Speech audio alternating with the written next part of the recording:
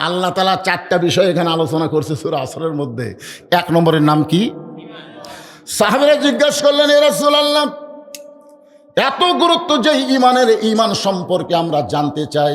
রাসূল বললেন, ইকরার বিল লিসান, তাসদিকু বিল জানান, আমল বিল আরকান, এরই নাম হলো ঈমান। হুজুরাকে রে, এরা নিশ্চয়ই করে হাফেজি মাদ্রাসার ছাত্র হবে। খোঁজলে দেখেন, এরকে কামই হলো মাহফিল নষ্ট করো। এরা কোনো এক জায়গাতে এসে একত্র হয়ে বসবে, এক সময় শয়তান বলবে ওঠ, ওরকে দেখা দিকে আরো 10 জন উঠবে। এরকে কামই হলো মাহফিল নষ্ট করা। আমি যদি কোনো মাহফিলে দেখি হাফেজি মাদ্রাসার বাচ্চারা কোরআনের মাহফিলে বসেছে, আমি ওদেরকে না তোলা পর্যন্ত আর শুরু করি না। কিন্তু আজকে দেখতে পারি না এটা কোন ধার্য ছিল। কারণ আমার নিজের হাফেজি মাদ্রাসা আছে, যে আমি জানি এই মালগুলা কি, আমার জানা আছে। আমার 2টা মাদ্রাসা আছে, একটা হলো মহিলা মাদ্রাসা, একটা হলো ছেলেদের মাদ্রাসা। এই হাফেজি মাদ্রাসার বাচ্চারা এরা যে কি মানের, এরা হুজুর ছাড়া, এরকে যারা পড়ায় সেই হুজুর ছাড়া আমি যে মাদ্রাসার পরিচালক, ওরা আমার গণই না। ওরা হুজুরের কাপড় পরিষ্কার করে, হুজুরের সাইকেল পরিষ্কার করে, হুজুরের জুতা মুছে দেয়। একদিন আমি পেলাম বারে টুপিটা ধুয়ে দিত, টাইম নেই। ওর হুজুরেরা আমার কথা শোনে, কিন্তু ওরা আমার কথা শোনে না।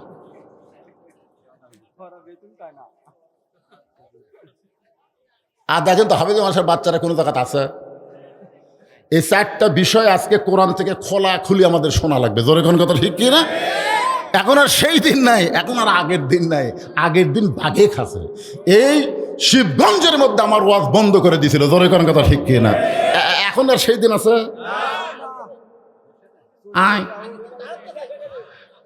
আয় বন্ধ করে দে, জনগণই চাপা উল্টে দিবি। জোরে কোন কথা ঠিক কি না? হ্যাঁ,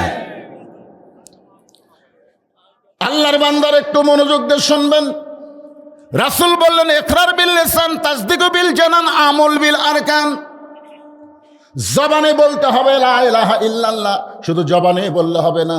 তাসদিকু বিল জানান, এটা কলিজার মধ্যে জায়গা দিতে হবে। কলিজার মধ্যে যখন ঈমান থাকবে, এরকম একটা মানুষের কথা আমি বলতেছি, নাম হলো মতিউর রহমান নিজামী।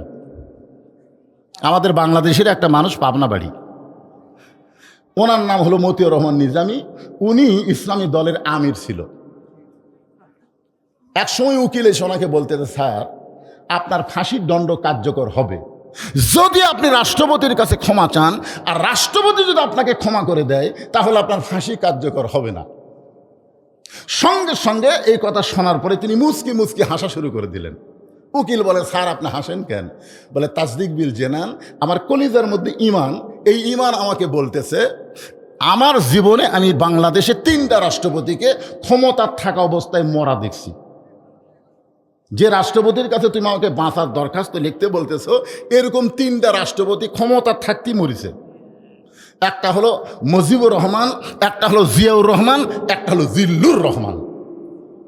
তো যারা ক্ষমতার থাকতে মরে যায়, কোন ইমানদার তাদের কাছে জীবন ভিক্ষা চাবে না। ধরে কোন কথা ঠিক কি না? যারা মরে তাদের কাছে ইমানদাররা হাত পাতায় না। যিনি কোনোদিনও মরবে না, ইমানদাররা তার কাছে হাত পাতায়। তিনি কে? কুল্লু মান আলাইহা ফানিউ ওয়া ইয়াবকা ওয়াজহু রাব্বিকা যুল জালালি ওয়াল ইকরাম। আল্লাহু আকবার। তাসদিক বিল জানান, কলিজার মধ্যে যখন ঈমানের জায়গা হবে, ওই ব্যক্তি দুনিয়াতে কোনো কিছু পরোয়া করবে না। তার মনে হবে জীবন বাঁচান ফরজ না, ঈমান বাঁচান ফরজ। জোরে কোন কথা ঠিক কিনা? আর যতদিন পর্যন্ত মুখে শুধু ঈমান থাকবে, কলিজার মধ্যে ঈমান না ঢুকবে, ততদিন বলবে জীবন বাঁচান ফরজ, জীবন বাঁচান ফরজ। আপনারা আজকে বলেন তো, কি বাঁচান ফরজ? আপনি যতই চেষ্টা করেন, আপনি জীবন বাঁচাবার পারবেন না। আপনি যত চেষ্টা করেন, আপনি কিন্তু আপনার জীবন বাঁচাবার পারবেন না। তবে একটু চেষ্টা করলে, আজকের ওয়াজ শোনার পরে আপনি একটু চেষ্টা করলে আপনি আপনার ঈমান বাঁচাতে পারবেন। তাহলে আমাদের ঈমান বাঁচানোর দরকার আছে না নাই? আল্লাহ রাসূল বললেন আমল বিল আরকান, ঈমান অনুযায়ী আমল করতে হবে। ঈমানকে রক্ষা করার যত আমল আল্লাহ মুসলমানকে দিয়েছে, এর মধ্যে 1 নম্বর আমলের নাম হলো নামাজ, যাকে কোরআনে বলা হয় সালাত। আমরা সাধারণত নামাজ করি, সালাত বুঝি।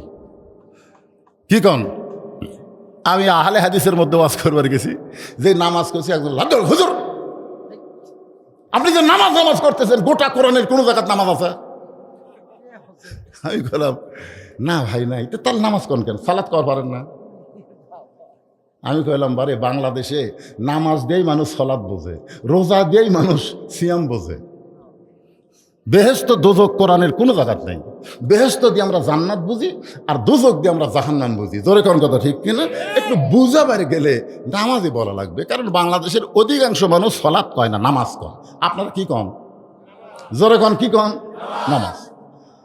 আল্লাহ রাসূল বলেছেন এই নামাজ সম্পর্কে 5টা হাদিস শোনেন। 1 নম্বর হাদিস হলো লা সলাতা লা ঈমানা, যার নামাজ নাই তার ঈমান নাই। এখনো যারা মাগরিব এশার নামাজ না পড়ে ওয়াজ শুনতেছেন, আল্লাহ না করুক ফজরের আগে যদি আপনারা মারা যান, আপনাকে জানাজার নামাজ যারা পড়বে তাদের আমল নামায় আল্লাহ 1 হোক বা পাপ দিবে। এই জানাজার নামাজ কে পড়া লাগবে? কার জন্য জানাজা? কার জন্য জানাজা? খুব খেয়াল করে শুনবেন। ইমাম মালিককে প্রশ্ন করা হলো, হুজুর যে লোকটা ইচ্ছাকৃতভাবে আল্লাহর নামাজ বাদ দিয়ে বেনামাজি হয়ে দুনিয়া থেকে চলে গেল, তার জন্য আমরা কি করব? ইমাম মালিক বললেন, রাস্তার যদি কোনো কুত্তা মরে তোমরা কি করো? তো বলতেছে রাস্তার কুত্তা বলে একসময় কুত্তা পচে দুর্গন্ধ হবে, এই জন্য মানুষ চলাচলের কষ্ট হবে, এই কারণে কুত্তাকে টাইনা নিয়ে যে আমরা পুঁতে থুই। ইমাম মালিক বললেন, কুত্তাকে গোসল করে দাও? কয় না। কুত্তাকে কাফনের কাপড় পরাও? কয় না। কুত্তারিকে খাটনির তোলো? কয় না। তাহলে একটা কুত্তাও যা, একটা বেনামাজিও যা। এই কথা যেই কইছে বুঝলেন, 4-5টা কুত্তা দৌড়াচ্ছে। ইমাম মালিকের চারিদিকে ঘাউ ঘাউ ঘাউ ঘাউ করতেছে। ইমাম মালিক কয়, কে রে, আমার ভুল কোন জায়গা হলো? এমন সময় আল্লাহর কোরআন বললেন, সুম্মা রাদাদনাহু আসফালা সাফিলিন। ইমাম মালিক, বেনামাজি বান্দা যারা কুত্তার চাইতো খারাপ, তারা কুকুরের সঙ্গে তাদের তুলনা করা যাবে না, এরা কুকুরের চাইতো খারাপ। এখন চিন্তা করেন, 1 নম্বর হাদিস কইলাম। 2 নম্বর হাদিস হলো লা সলাতা লা দীনা, যার নামাজ নাই তার কোনো ধর্মই নেই। আপনি বলেন তো, বেনামাজি এরা কোন ধর্মের লোক? হিন্দুদের তাও মন্দির আছে, আছে না নাই? এরা মাসে না পারুক বছরে তো যায়, 12 মাসে 13 পূজা। খ্রিস্টানদের আছে গির্জা, ইহুদিদের আছে প্যাগোডা, কিন্তু মুসলমানের মসজিদ, এই বেনামাজিরা মসজিদও যায় না। তাহলে এরা কোন ধর্ম? এই জন্য রাসূল বলেছেন লা সলাতা লা দীনা, যার নামাজ নাই তার কোনো ধর্মই নাই। কয়টা গেল? 3 নম্বর হাদিস হলো মান তারাকা সালাতা মুতাম্মিদান ফাকাদ কাফারা। ইচ্ছা করে যারা 1 ওয়াক্ত নামাজ বাদ দিল, তারা আল্লাহর সঙ্গে কুফরি করলো। 4 নম্বর হাদিস হলো বাইনাল আবদি ওয়াল কুফরি তরকুস সালাত। বান্দা কাফেরের মধ্যে পৃথক করার জিনিসটারই নাম হলো নামাজ। সুবহানাল্লাহ। এখন বলেন তো, সূরা আসরের 2 নম্বর বিষয় কি? ও আমিলুস সলিহা, নেক আমল করা। আর নেক আমলের 1 নম্বর ইবাদতের নাম কি? সবাই বলেন না কে ভাই? নামাজ না পড়লেও এই সহি কথাটা কোরআন শরীফে আল্লাহ নামাজের কথা কতবার কইছে? হুঁশ করছেন আপনি? আমার একই ওয়াজ খালি 2 জায়গাত করলি কয়, হুজুর কি কয় রে, এ ওয়াজ ওখানে করলো, এ ওয়াজ আবার এটি করলো, একই ওয়াজ। আর আল্লাহ যে একই নামাজের কথা 82 বার করলো, আপনারা কি করবেন? আল্লাহ এত নামাজের কথা কোনটা? একই নামাজের ওয়াজ কতবার করবেন? কি তাই মনে করতেছেন? বুঝতে হবে ভাইজান, ঈমানকে রক্ষা করবার গেলে 1 নম্বর নেক আমল হলো নামাজ। পুরুষের জন্য 1 নম্বর নেক আমল হলো নামাজ, আর নারীদের জন্য 1 নম্বর নেক আমল নামাজ না। 1 নম্বর নেক আমলের নাম হলো পর্দা। একটু জবান খুলে বলেন, পুরুষের জন্য 1 নম্বর নেক আমলের নাম কি? আর নারীদের জন্য 1 নম্বর নেক আমলের নাম কি? আমার মা বোনদের জন্য বলবো, মা, পর্দা যদি না থাকে আপনি যতই নেক আমল করেন একটা আমলও আল্লাহর দরবারে কবুল হবে না। প্রত্যেকটা আমল যদি আল্লাহকে কবুল করাতে চান 1 নম্বর আমলের নাম হলো পর্দা। এখন হয়তো অনেকে ছেলে পেলে বলতে, হুজুর আমরা না হয় 5 ওয়াক্ত পড়ি না, আমরা কি জুম্মা পড়ি না? তাহলে যারা জুম্মা পড়তেছে এরাও কি বেনামাজি? আমি কোরআনের একটা আয়াত দেখলাম, আপনারা দেখছেন, লা তাকনাতু মির রাহমাতিল্লাহ ইন্নাল্লাহা ইয়াগফিরুয যুনুবা জামিয়া ইন্নাহু হুয়াল গাফুরুর রহিম। এই আয়াতের শানে আল্লাহ হয়তো হাসরের ময়দানে বলবেন যে যারা 5 ওয়াক্ত নামাজ পড়নি, শুধু জুম্মা পড়ছো, আমি আল্লাহ তাদেরকে জান্নাত দিয়ে দিলাম, যাও। আচ্ছা, যদি আল্লাহ এরকম ঘোষণা করে তাহলে 5 ওয়াক্ত নামাজের অবস্থা কি হবে? কে রে, এরা খালি জুম্মা পড়ছে, যারা শুধু 5 ওয়াক্ত পড়ে না জুম্মা পড়ে। আপনার বলেন তো এদের মুসল্লির সাইজ কিরকম? মুসল্লির একটা সাইজ নাই, ফাওয়াইলুল্লিল মুসল্লিন, সবার শেষে আসা আগে যায়, শেষে আসা আগে যায়। এরাই তো খালি জুম্মা মারে। আর এদেরকে আল্লাহ সুযোগ দিল, আমার রহমত নামের ওসিলাই আমি আল্লাহ জুম্মা পার্টিকে জান্নাত দিয়ে দিলাম, যাও। তখন এই জুম্মা আল্লাহরা খুশি হবি, ভাই হায় হায়, কষ্ট করে ফজর জোহর আসর মাগরিব পড়া লাগলো না রে। দেখ, আল্লাহ খালি জুম্মা মারার জন্যই জান্নাত দিল। এরা খুশি হয়ে জান্নাত দিয়ে মারবে দৌড়। জান্নাতের কাছে গিয়ে দেখে জান্নাতের দরজাতে একটা তালা। জুম্মা পার্টি বলবে, আল্লাহ জান্নাত আপনি দিলেন, কিন্তু জান্নাতের দরজার যে তালা, আল্লাহকে খুঁজে দেখ চাবি আছে। ওরা খুঁজে দেখবে একটা চাবি আছে, ওই চাবি তালার মধ্যে ঢুকবে কিন্তু ঘুরবি না, মানে ঢোকে ঠিকই কিন্তু ঘরে না, না ঘুরলে খুলবি। তো বলে, আল্লাহ চাবি তো তালার মধ্যে ঢুকলো কিন্তু ঘোরে না তো। আল্লাহ বলে, তালার মধ্যে 5টা দাগ আছে, তো চাবির মধ্যেও 5টা দাগ থাকা লাগবে, দাগে দাগে মিল হবি, কুট্টুস করে খুলে দিবি। তখন কে আল্লাহ আমাকে চাবি তো তেল তেলা, দাগ নাই। এই 5টা কিসের দাগ? বলে এইটা হলো ফজর জোহর আসর মাগরিব এশা। বলে আমাদের চাবি তেল তেলা, কোনো দাগ নাই। আল্লাহ বলে, জান্নাত দেখে ফেরত আয়। যারা শুধু জুম্মা মারতেছে এরা জান্নাত দেখতে পারবি কিন্তু ঢুকতে পারবি না, দেখে ফেরত আসা লাগবে। আপনারা কি খালি জান্নাত দেখবেন না তালা খুলে ভিতরে ঢুকবেন? তালা খুলে যদি ভিতরে ঢুকতে চান, আসসালাতু মিফতাহুল জান্নাত, নামাজ হচ্ছে বেহেশতের চাবি।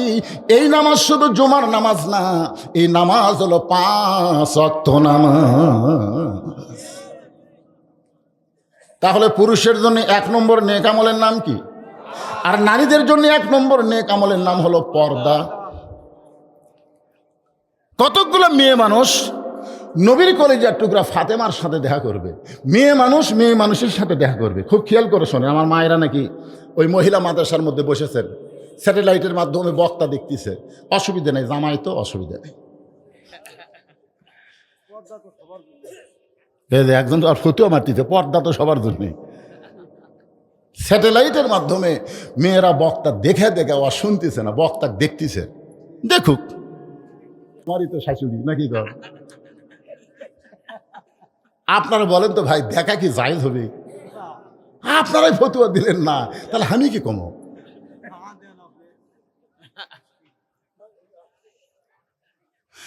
একটু মনোযোগ দিয়ে শুনবেন। মেয়েরা মেয়ের সঙ্গে দেখা করবে, যে মেয়েটার সঙ্গে দেখা করবে এই মেয়েটার ডিগ্রি হলো সাইয়্যিদাতুন নিসা আহলিল জান্নাহ ফাতেমাতুজ জোহরা। সুবহানাল্লাহ। জোহরা মানে কি? এই জোহরা শব্দের অর্থ কি? একজন কইছে মণিমুক্তা। আপনার বলেন তো, মণিমুক্তা কি প্রকাশ্যে থাকে না গোপনে থাকে? যে মেয়েরা যত গোপনে থাকবে, পর্দার মধ্যে থাকবে, আল্লাহ তাদের দাম মণিমুক্তার মতন দিয়ে দিবে। তোরে কোন সুবহানাল্লাহ। তো মেয়েরা এসে দরজায় দাঁড়িয়ে আছে, ফাতেমার সঙ্গে দেখা করবে, কিন্তু দরজা খোলার কেউ নাই।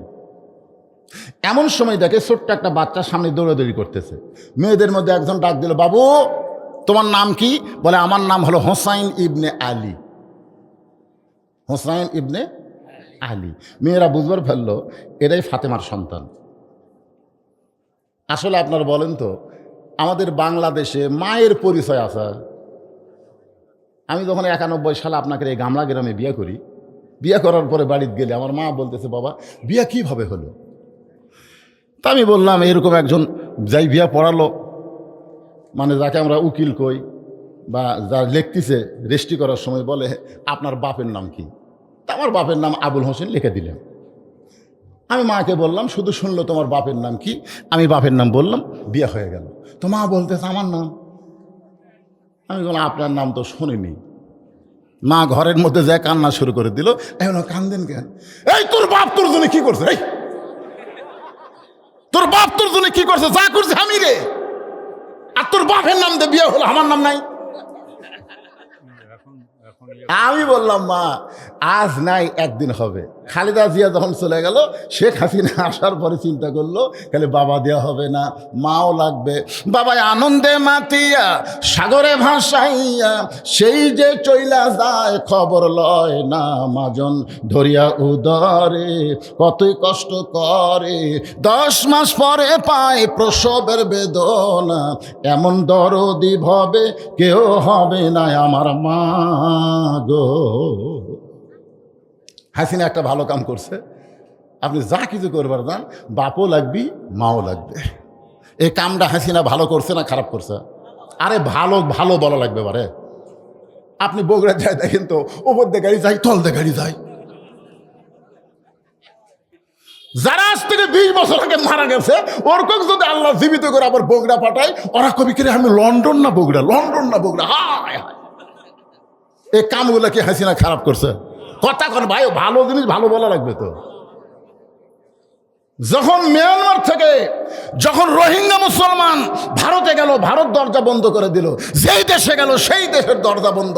হাসিনা বললেন, দরকার হলে আমরা 3 সন্ধ্যার জায়গায় 2 সন্ধ্যা খাবো। রোহিঙ্গা মুসলমান আমাদের ভাই, এদের জন্য বর্ডার বন্ধ থাকবে না, বর্ডার খুলে দিয়ে দাও। আপনারা বলেন তো, হাসিনা এই কামটা ভালো করছে না খারাপ করছে? অনেক কামই তো ভালো করছে। কিন্তু কিন্তু হাসিনা একটা কাম মারাত্মক খারাপ করছে। সেই কামটা হলো আলেমদেরকে 2 চোখে দেখতে পারেনি। জোরে কোন কথা, ঠিক কথা কন না রে ভাই। বিশেষ করে আল্লাহর ওলি আল্লামা সাইদ হুজুরকে অন্যায়ভাবে 13 বছর জেলখানায় বন্দি করে রাখলো। জেলখানার মধ্যে যখন মৃত্যু হচ্ছে না, তখন হাসপাতাল নিয়ে গিয়ে তাকে হত্যা করা হলো। নাম হলো, তারিখটা হলো 14ই আগস্ট। জোরে কোন কয় আগস্ট? গোটা বাংলাদেশের যত বক্তা ছিল তাহাজ্জুদের নামাজ পড়ে আল্লাহকে বলল, আল্লাহ দুনিয়ার আদালতে হাসিনার বিচার হবে না, বিচার দিলাম তোমার কাছে। চোখের পানি নিয়ে সমস্ত আলেম ওলামা যখন আল্লাহর কাছে বিচার দিল, আল্লাহ বলে 41 সাল লাগবে না, 1 বছর আসার আগেই আগস্ট মাসের 5 তারিখে আর গোষ্ঠী শুদ্ধ পালানো লাগবে। ধরে কোন কথা, হেকের কথা বলে।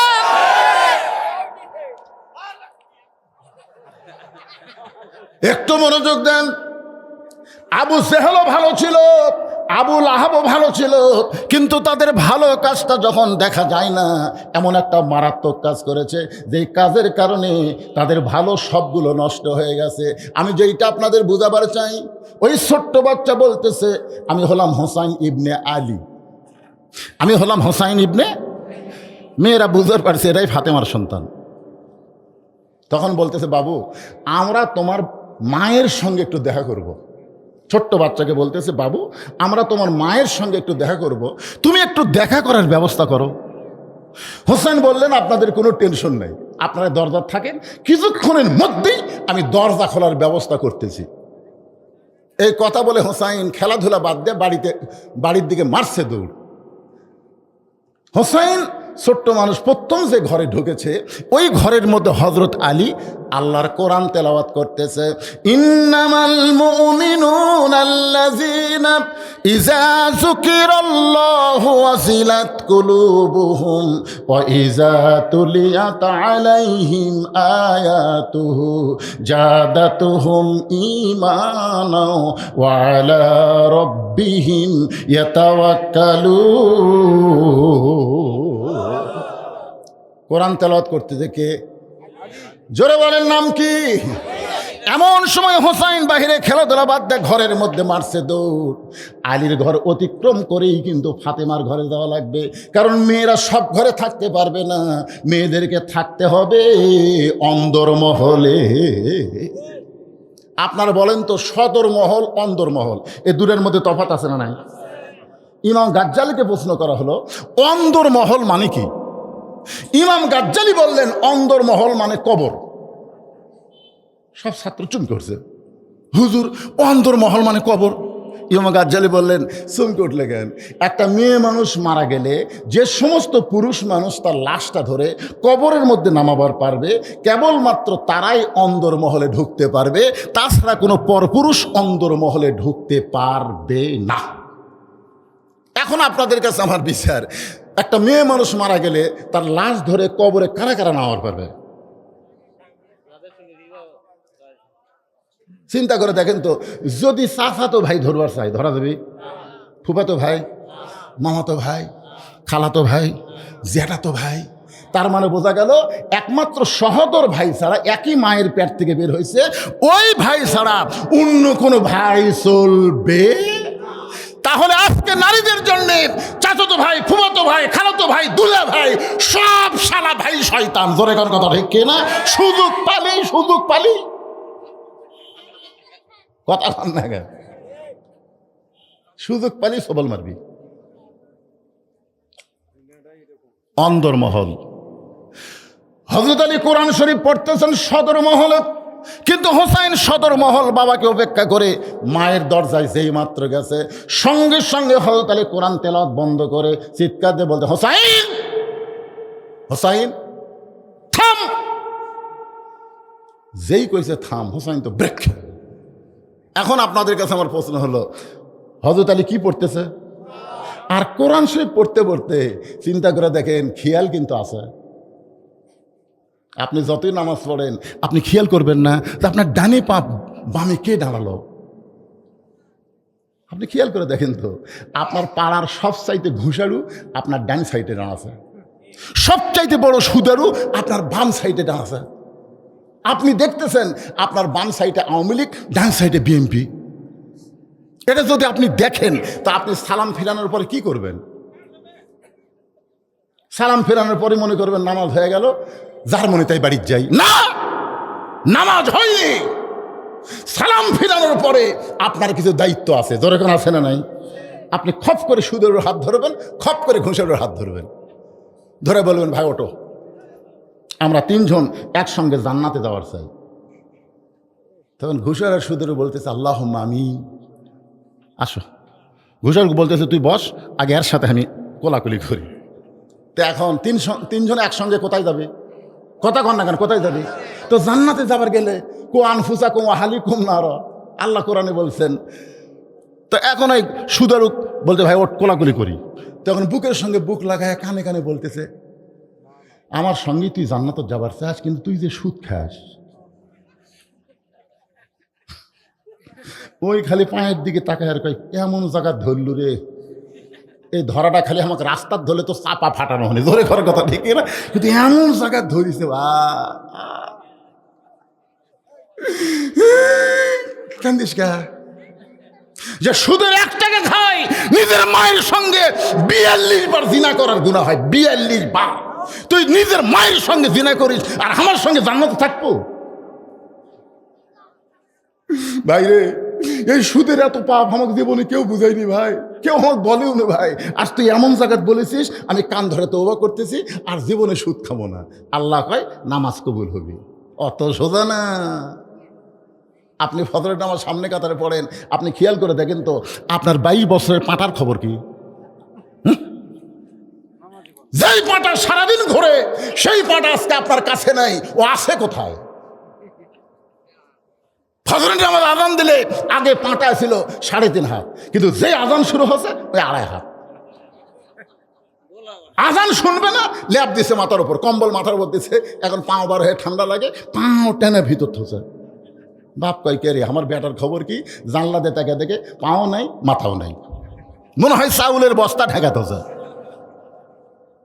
বিলাই যেমন ইন্দুর ধরে, তেমন চুপি চুপি ঘরের মধ্যে ঢুকে ল্যাপ টানতে দেখে ল্যাপের ভিতর বেটার সাইজ আর সকালবেলা সাইড থেকে কুত্তার সাইজ একই সাইজ। এখন আপনি বলেন তো, বাবা নিজে নামাজ পড়বে, ছেলে নামাজ পড়বে না, এটা বাবার খেয়াল করার দরকার আছে না নাই? আপনি যতই রোজা করেন, যতই নামাজ পড়েন, আপনার সন্তানগুলো কি করতেছে আপনাকে খেয়াল করা লাগবে। হযরত আলী আল্লাহর কোরআন পড়তেছে, এরপরেও তার সন্তানের উপরে খেয়াল রেখেছে। সরাল্লাহ খান না পাগল হয়ে খালি পড়তেইছে। হুসাইন থাম। তার মানে বোঝা গেল খালি কোরআন পড়তেছে না, খেয়াল আছে, খেয়াল আছে। আদম আলাইহিস সালাম জান্নাত পাওয়ার পরে খেয়াল বন্ধ করে দিল। যখন আল্লাহ একসময় আদমকে বললো জান্নাত থেকে বের হয়ে যাও, জান্নাত থেকে বের হয়ে যাও, আদম বলতেছে আল্লাহ আমি গন্ধম গাছের কাছে যাইনি, গন্ধম ফল আমি খাইনি, হাওয়াতে গন্ধম খাচ্ছে আমি জানবারও পারিনি, গন্ধম শরবতের মধ্যে আমার খিলাইছে আমি বুঝবার পারিনি। যখন বুঝবার পারছি শরবতে গন্ধম আছে, তখন আমার ডান হাতখানা মুখের মধ্যে ঢুকে দিয়ে রক্ত বমি করছি। আপনি বলেন তো আমার দোষ কোথায়? আল্লাহ বলে তোমার দোষ একটাই, তোমার খেয়াল নেই। তুমি বলো তো আদম, হাওয়া যখন গন্ধম খাচ্ছিল তুমি তখন কোথায় ছিলে? আদম কয় আল্লাহ আমি খেয়াল করিনি। হাওয়া যখন গন্ধম গাছের কাছে গেল তুমি কোথায় ছিলে? কয় খেয়াল করিনি। হাওয়া যে গন্ধম শরবত করে তোমার খাওয়ালো তুমি খেয়াল করছো না? এই বিয়ে করবা তুমি আর খেয়াল করবো আমি নাকি? স্বামী হিসাবে আপনার বইয়ের উপর খেয়াল রাখার দরকার আছে না নাই? জোরে বলেন, সন্তানের উপরে খেয়াল রাখার দরকার আছে না নাই? হযরত আলী বললেন হোসাইন থাম। সঙ্গে সঙ্গে হোসেন ব্রেক হয়ে গেছে। আলী ডাক দিলেন হোসাইন বাহিরে খেলাধুলা বাদ দিয়া তুমি ঘরের মধ্যে ঢুইকা তোমার মায়ের দরজায় কেন? হোসেন বলতেছে বাবা কতগুলো মেয়ে মানুষ আমার মায়ের সঙ্গে দেখা করবার চায়, কতগুলো মেয়ে মানুষ আমার মায়ের সঙ্গে দেখা করতে চায়, আমার মা দেখা করবে কি করবে না এইটা মায়ের ঘরে ঢুকে আমি অনুমতি নিবার চাই। আপনারা বলেন তো হোসেন কি খারাপ কিছু কইছে? আলী বলতেছে হোসাইন তুমি যে তোমার মায়ের ঘরের মধ্যে ঢুকতেছো, এখন তোমার বয়স কত? খুব খেয়াল করে শুনবেন। তুমি যে তোমার মায়ের ঘরের মধ্যে ঢুকতেছে, এখন তোমার বয়স কত? হোসেন বলতেছে বাবা আমি তো জানি না। আলী বলতেছে আমি জানি বলি তো তোকে আটকালাম, কারণ সব বয়সের সন্তান মায়ের ঘরে ঢুকতে গেলে মায়ের অনুমতি লাগবে। কথা কয় না রে বারে।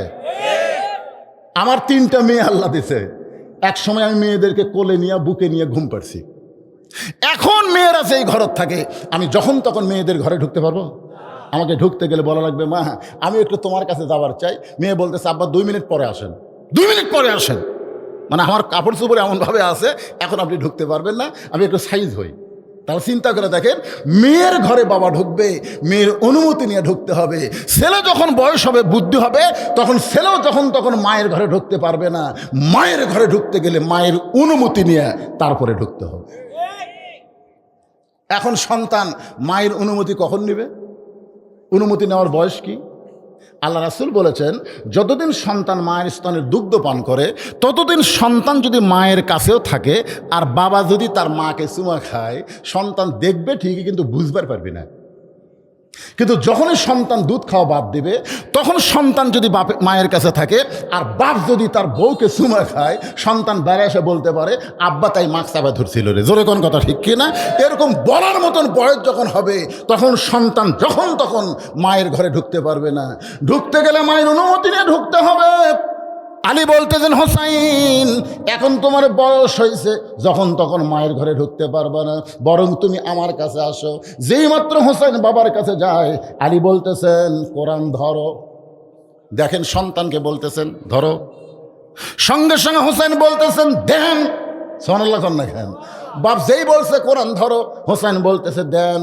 তার মানে বোঝা গেল কোরআন ধরতে গেলে যেই শর্তটা পুরা করতে হবে সেই শর্ত হোসেনের মধ্যে ছিল।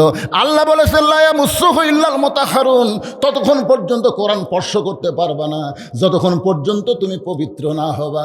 হাসান হোসেন জন্মসূত্রে পবিত্র হয়ে জন্মগ্রহণ করেছে। জোরে কন্যা সুবহানাল্লাহ। হোসেনের হাতে হযরত আলী কোরআন শরীফ দিয়ে এখন ফাতেমার ঘরের মধ্যে ঢুকতেছে। আপনারা বলেন তো, বাবা মেয়ে যদি বড় হয় মেয়ের ঘরে ঢুকতে কি লাগবে? অনুমতি লাগবে। সন্তান যদি বড় হয় মায়ের ঘরে ঢুকতে অনুমতি লাগবে, কিন্তু স্বামী বইয়ের ঘরে ঢুকতে অনুমতি লাগবে? কেন লাগবে না?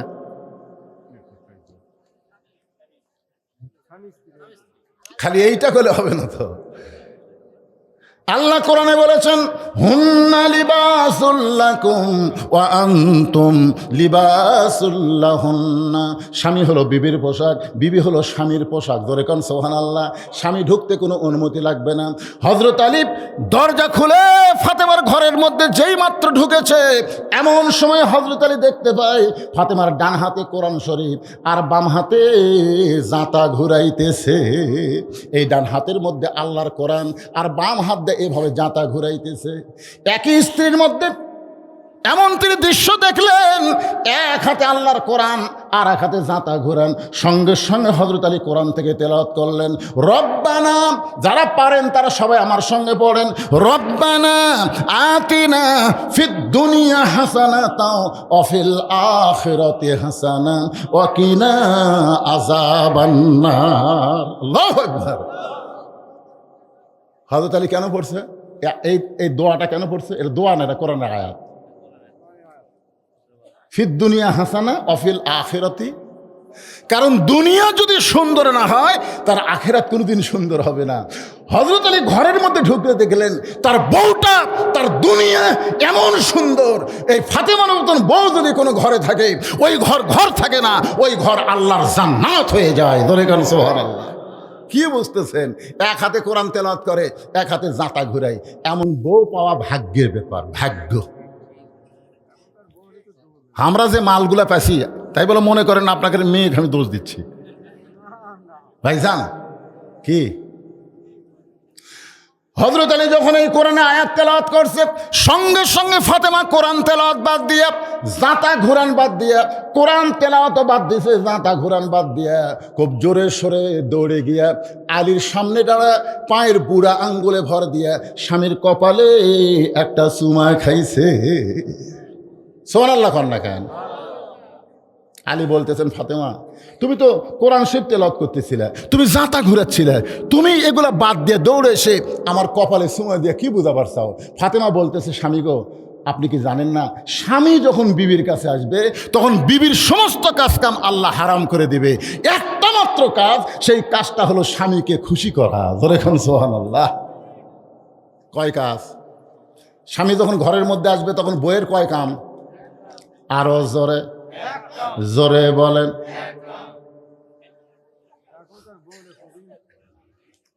এখন স্বামী যদি ঘরের মধ্যে আসে, এখনকার বইয়েরা খুশি হয় না বেজার হয়? আমরা আক্কেল নেই যখন তখন। ফাতেমা বলতেছেন, একটাই মাত্র কাজ, কোরআন শরীফ চলবে না, জাঁতা ঘুরান চলবে না, একটাই মাত্র কাজ হলো স্বামীকে খুশি করা। আলী বলতেছেন, ফাতেমা আল্লাহর কোরআন তেলাওয়াত করতেছিলে, এইটাও কি তুমি বাদ দিলে? ফাতেমা বলতেছে, স্বামী গো, আমার বাবা একদিন আমাকে বলেছে, ফাতেমা আল্লাহর পরে কাউকে যদি সেজদা দেওয়ার হুকুম থাকে তাহলে আমার আলীর পায়ে সেজদা করিস, কিন্তু ফাতেমা আল্লাহ ছাড়া কাউকে সেজদা করার হুকুম নাই। এ কথা দিয়ে নবী বুঝাই দিলেন, আল্লাহর পরে মেয়ে মানুষের কাছে সবচাইতে দামি এই মহান ব্যক্তি হলো তার স্বামী। শুধুমাত্র ফরজ ইবাদত ছাড়া, শুধুমাত্র ফরজ ইবাদত ছাড়া, স্বামীর হুকুম ছাড়া বইয়েরা কোনো নফল ইবাদত করবার পারবে না। কথা কন না কেন? পারবে। যদি কোনো বউ নফল নামাজের নিয়ত করে, স্বামী যদি ডাক দেয়, নামাজ বাদ দিয়ে স্বামীর ডাকে উত্তর দেওয়া লাগবে। শুধু ফরজ নামাজের নিয়ত করলে স্বামী ডাকলে উত্তর দেওয়া যাবে না, কারণ আগে আল্লাহ, তারপরে স্বামী। জোরে কোন কথা ঠিক কিনা? হ্যাঁ। আর হামাকের গুলো ডাকলে একবার ডাকে, কথা কয় না। কেগো ময়না পাখি আসো, একটা নাম ধরে ডাকতেছে, সকিনা, কথা কয় না। ও সকিনা, কথা কয় না। লক্ষ্মীটি সকিনা, কি কি এত ডাকেন কেন? আমার কাম নেই। আপনার বলেন তো, স্বামী ডাক দিলে আর কোনো কাম করা যাবে? কথা বলেন, কাজ করা যাবে? একটু মনোযোগ দিয়ে শুনবেন। আলী বলতেছেন, ফাতেমা ডান হাতে আল্লাহর কোরআন তেলাওয়াত আর বাম হাতে জাতা ঘোরান দেখতেছিলাম। ও ফাতেমা, কত কষ্ট করে তুমি সংসার করতেছ, এটা ঘরের মধ্যে না ঢুকলে তো আমি বুঝতে পারতাম না। ফাতেমা বলতেছে, আল্লাহর কোরআন তেলাওয়াত বাদ দিয়া, আল্লাহর কোরআন তেলাওয়াত বাদ দিয়া আপনি হঠাৎ কেন ঘরের মধ্যে ঢুকলেন? কোরআন পড়তে পড়তেই কি আপনার বইয়ের কথা মনে হয়েছে? আলী বলেন, ফাতেমা, কোরআন পড়তে পড়তে তোমার কথা মনে হয় নাই, কিন্তু হোসাইন তোমার ঘরের মধ্যে ঢুকতে চাইছিল। আমি হোসাইনকে আল্লাহর কোরআন শরীফ দিয়া আমি তোমার ঘরের মধ্যে ঢুকেছি। সঙ্গে সঙ্গে ফাতেমা বলতে, স্বামী গো, ওই বাবা হলো সবচাইতে বড় ভাগ্যবান যার মাসুম বাচ্চার হাতে থাকবে আল্লাহর কোরআন। সুবহানাল্লাহ, জোরে কর। ফাতেমা বলতেছে, ওই বাবা মা হলো সবচাইতে বড় ভাগ্যবান যার বাচ্চার হাতে থাকবে কি? হোসেনের হাতে কি আছে? আজকে আপনাদের হোসেন মার্কা বাচ্চাদের হাতে কি দিছেন?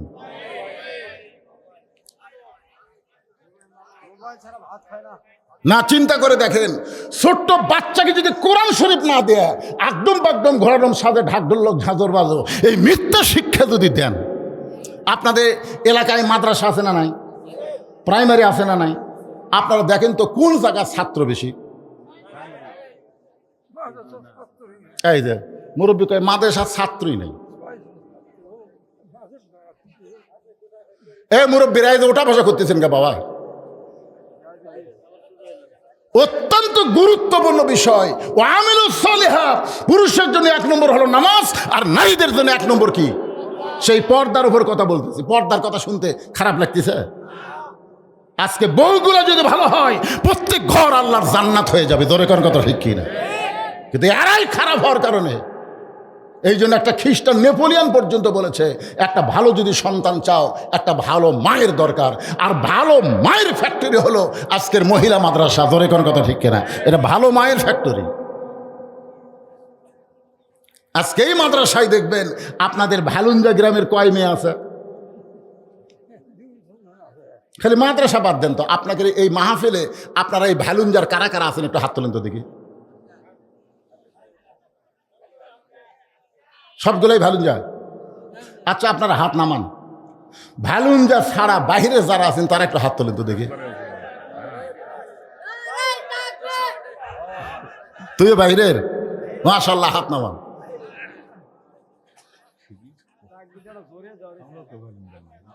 আপনারা ভালো রঞ্জন না? আমাকে একজন বলতে, হুজুর আজকে তারেক মনোয়ার ওয়াজ আবার কিছু দূর ফাঁকি, বুঝলেন তো? আজকে যদি সবাই তারেক মনোয়ার ওয়াজ শুনবার যায়, ভালুঞ্জার লোক যদি বসে, তাও তো প্যান্ডেল ভরে দেবে। কিন্তু আমি কি দেখলাম, এই মাদ্রাসায় যে সমস্ত মেয়েরা পড়তেছে, এরা কি এই গ্রামের মেয়ে না বাহিরের মেয়ে? কথা কোন, জোরে কোন, বাহিরের না? তাহলে বাহিরের মেয়ে এই মাদ্রাসায় পড়ে ফাতেমা হচ্ছে, রাবিয়া হচ্ছে, আয়েশা হচ্ছে, খাদিজা হচ্ছে, আর আপনাদের মেয়েদেরকে আপনারা কোথায় পড়াচ্ছেন?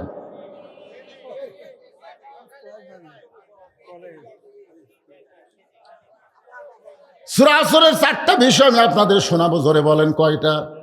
এ পর্যন্ত 2টার মধ্যে আলোচনা চলতেছে। এরপরে মারাত্মক আলোচনা হলো ওয়াতাওয়াসাউ বিল হক। 4 নম্বর হলো তাওয়াসাউ বিস সবর। এই 4টি বিষয় যদি আমরা আমল করতে পারি, তাহলে আমরা ক্ষতির মধ্যে পড়ব না। আল্লাহ বিনা হিসাবে আমাদেরকে জান্নাত দিয়ে দিবে। ফাতেমা তাহলে কি বলতেছে?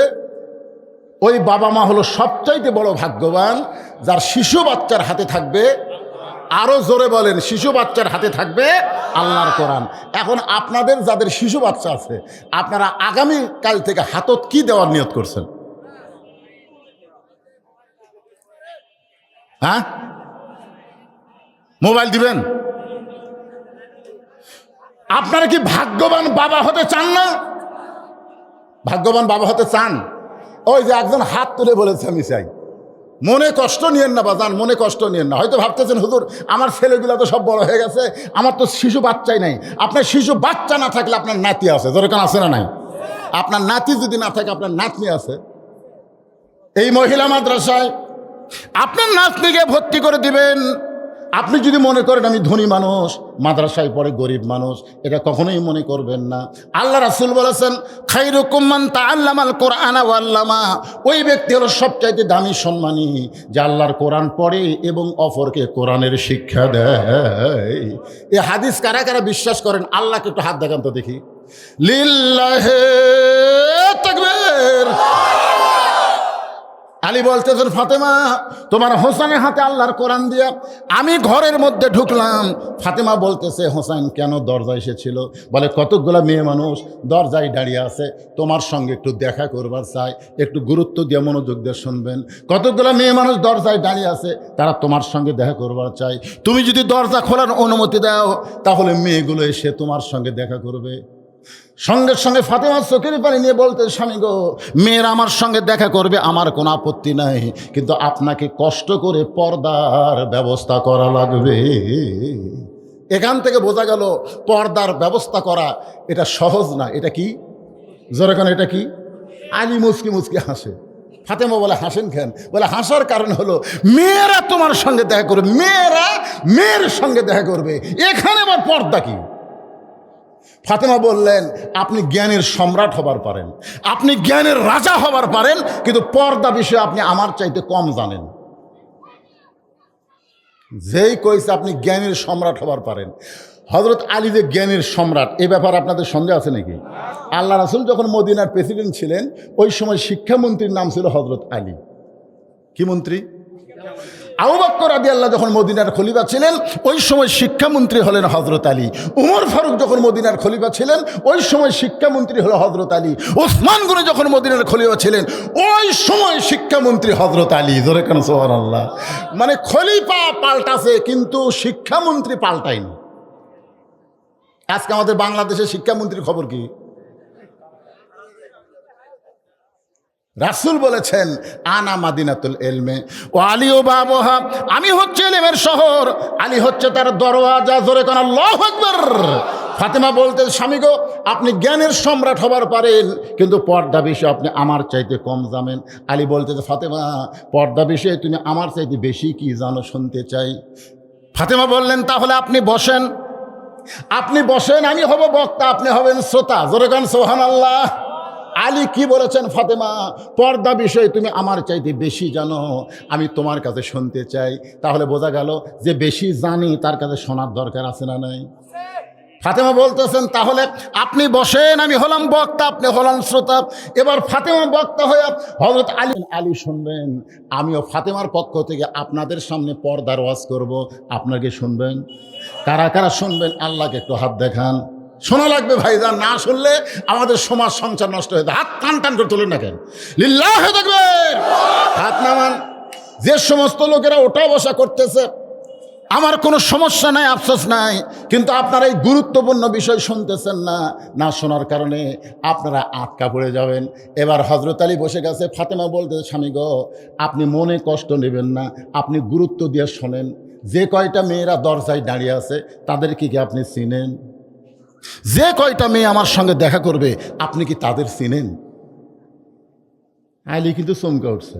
ফাতেমা এমন প্রশ্ন করছে, যদি বলতো যে কয়টা মেয়ে দরজায় দাঁড়িয়ে আছে আপনি কি তাদের সম্পর্কে জানেন, তাহলে কিন্তু সহজ। কিন্তু যখনই বলেছে আপনি কি তাদের চিনেন, আচ্ছা আমি যদি আমার বউয়ের কাছে বলি আমার ছোট ভাইয়ের বউ খুবই সুন্দরী, আমি চিনি, আর বউ এক বাক্যে বলবে আপনি লুচ্চা, আপনি লুচ্চা। কারণ আপনার ছোট ভাইয়ের বউকে আপনি কিভাবে চিনেন? তার মানে আপনি দেখছেন ছোট ভাইয়ের বউ দেখে বড় ভাইয়ের জন্য জায়েজ আছে, এখন জায়েজ আছে। তাহলে ফাতেমা কি প্রশ্ন করেছে, যে কয়টা মেয়ে দরজায় দাঁড়ায় আছে আপনি কি তাদের চিনেন? আলী বলতেছেন, ফাতেমা দুনিয়াতে একটা মাত্র মেয়েকে আমি চিনি, সেই মেয়েটা হলো আমার হাসান হোসেনের মা। এই ফাতেমা ছাড়া দুনিয়ার কোনো নারীকে আমি চিনি না। ফাতেমা খুশি না বেজার? ফাতেমা দৌড়ে গিয়ে স্বামীর কপালে একটা চুমাতে বললেন, স্বামী গো, যে কয়টা মেয়ে আমার সঙ্গে দেখা করবার চায় এ সব মেয়ে ভালো, কিন্তু একটা মেয়ে যদি বেপর্দা হয়, যে কয়টা মেয়ে দরজায় দাঁড়িয়ে আছে সব মেয়ে হলো পর্দানিশী, কিন্তু একটা মেয়ে হলো বেপর্দা। মনে করেন সব মেয়ে ভালো, একটা মেয়ে বেপর্দা। এখন আপনি বলেন, ওই বেপর্দা নারী যদি পর্দানিশী নারীদের সঙ্গে আমার ঘরের মধ্যে ঢোকে আর আমাকে যদি সরাসরি দেখে আর বাইরে গিয়ে যদি পরপুরুষের কাছে বলে দেয়, ফাতেমার চোখের ভুরু এইরকম, ফাতেমার নাকের সাইজ এইরকম, ফাতেমার মুখের চেহারা এইরকম, তাহলে আপনি বলেন আমি এত কষ্ট করে পর্দার মধ্যে থাকলাম, একটা বেপর্দার নারীর কারণে আমি পর পুরুষের কাছে প্রচার হয়ে গেলাম, আপনি কি চান এইটা আমি চাই? আলী বললেন ফাতেমা এই চিন্তা আমি কোনোদিন করি নাই। ফাতেমা বললেন শোনেন, একটা পর্দানিশী নারীর জন্য একটা বেপর্দা নারীকেও পর্দা করা লাগবে। কথা কন না কেন ভাইজান? আজকে সমাজের মধ্যে যত অন্যায় অবিচার হচ্ছে এগুলা কিন্তু বেপর্দা নারীদের কারণেই হচ্ছে। ধরে কথা কন না কেন? হ্যাঁ, কেমন পর্দা ফাতেমার! আমার মায়েরা যারা পর্দার অন্তরালে একটু মনোযোগ দিয়ে শোনেন, গভীর রাত্রে হযরত আলীকে বুকের মধ্যে নিয়ে ফাতেমা ছোট বাচ্চার মতন কাঁদতেছে। আলী বলে ফাতেমা কান্দার কারণ কি? ফাতেমা বলে আমি সবসময় আল্লাহর কাছে দোয়া করেছিলাম, আল্লাহ আমার দোয়া কবুল করেছে। আলী বলে ফাতেমা দোয়া কবুল করা হলো আনন্দের কারণ, তুমি কেন কাঁদতেছো? ফাতেমা বলে স্বামী গো কি দোয়া করেছে আপনি কি শুনবেন না? আলী বলেন ফাতেমা কি দোয়া করেছো? ফাতেমা বললেন সবসময় দোয়া করেছে আল্লাহ যেই ফাতেমা পর্দার মধ্যে থাকবে এই ফাতেমাকে যেন আল্লাহ পর্দার মধ্যে মৃত্যু দিয়ে দেয়। আল্লাহ তাআলা আমার দোয়া কবুল করেছে, আমার মৃত্যুটা পর্দার মধ্যে হবে। আলী বলে ফাতেমা যে পর্দার মধ্যে থাকে তার মৃত্যু পর্দার মধ্যে হবে, এতে আবার কান্দার কারণ কি? ফাতেমা বলে স্বামী গো এই মৃত্যুটা কবে হবে এইটা কি আপনি শুনবেন না? আলী বলে ফাতেমা দুনিয়ার কোনো মানুষ মৃত্যুর খবর বলতে পারে না। ফাতেমা বলতেছে আল্লাহ যদি জানাই তাহলে কি জানবে না? আলী বলতেছে আল্লাহ জানাইলে অবশ্যই জানবে। ফাতেমা বলতেছে তাহলে শোনেন আজকের গভীর রাত্রে ফাতেমার মৃত্যু হবে। গাছের কোড়া কাটলে গাছটা যেমন পড়ে যায় হযরত আলী তেমনি পড়ে গেলেন ঘরের মাজায়। ফাতেমার স্বামীর মাথাটা উড়াতের উপরে নিয়ে মুসকি মুসকি হেসে স্বামীর কপালে চুমা দিয়ে বলে স্বামী গো যাআত সাকারাতুল মাউত হাক্কুন, প্রত্যেকটা মানুষের জীবনে মৃত্যু হক। এই দুনিয়াতে যারা এসে তাদের সবাইকে যাইতে হবে। আমরা যারা এখানে আজকে ওয়াজ শুনতেছি ভাইজান মন চাচ্ছে চলো বাড়িতে যাই, কিন্তু আপনি বাড়িতে যাচ্ছেন না, প্রতি ধাপে ধাপে আপনার হায়াতকে অতিক্রম করে আপনি কবরের দিকে হাঁটতেছেন। জোরে কোন কথা ঠিক কি না? একটা গান শুনছিলাম ছোটবেলায়, সবাই বলে বয়স বাড়ে আমি বলি কমে রে। এই গান শোনেন না আপনারা? আপনারা বলেন তো আমাদের দিন দিন বয়স বাড়তিছে না কমতিছে? তার মানে আমরা বাড়িতে যাচ্ছি না, আমরা বগুড়া শহরে যাচ্ছি না, আমরা শ্বশুর বাড়ি যাচ্ছি না, আমরা জামাইয়ের বাড়ি যাচ্ছি না, আমরা আমাদের হায়াতকে অতিক্রম করে প্রত্যেক ধাপে ধাপে আমরা কবরের দিকে হাঁটতেছি। জোরে কোন কথা ঠিক কিনা? আজকে কত বড় সাহস! সূরা আসরের ওয়াজ শুনতে শুনতে লাফ দিয়ে উঠতেছেন। কুটি যাবেন? আপনি যাবেন কোথায়? বাড়ি যাবেন? আল্লাহ যদি চায় আপনাকে বাড়িতে না নিয়ে হাসপাতালে নিবার পারে। জোরে কোন কথা ঠিক কিনা? অনেক লোক এরকম তড়িঘড়ি করে মোটর সাইকেল বাড়ির দিকে যাওয়ার চাই, কিয়ামত আর যায় এমন অ্যাক্সিডেন্ট করা করছে উনি আর বাড়ি যাবে ভুটভুটিত করে হাসপাতাল নিয়ে যাচ্ছে। সূরা আসরের 4টা বিষয় আমাদের শুনতে হবে। জোরে কোন কথা ঠিক কিনা? 2 বিষয়ের বড় হচ্ছে লাভ দিয়ে উঠতেছেন কেন? ওয়াতাওয়াসাউ বিল হক শুনবেন না আপনারা? খালি নাম হলো আজিজুল হক, শাইখুল হাদিস আইজুল হক। হাসিনা জেলের মধ্যে বন্দি করলো হক, এরপরে বেটা হলো মামুনুল হক, একও জেলত বন্দি করলো। তোর এখন কথা ঠিক কিনা? হকের ঠেলা আছে ভাই। কুল জাল হাক্কু ও জাহাকাল বাতিল ইন্নাল বাতিলা কানা জাহুকা। এই হকের উপর একটা ফাটাফাটি ওয়াজ হবে। জোরে কর কথা ঠিক কিনা? ওয়ামিলুস সালিহা ওয়াজ শুনতে শুনতে লাভ দটেন কেন? কি আমার কথা কি বুঝবার পারতেছেন না? কি খারাপ লাগতেছে? চলবি তো এ মাঝখান থেকে লাভ দেওয়া ওঠে কারা? সবার জন্য ওয়াজ শুনতে হবে। 2-1 শুনবেন বাদ বাকি শুনবেন, এটা চলবে না তো। একটু মনোযোগ। কিসের পানি বদলাবি?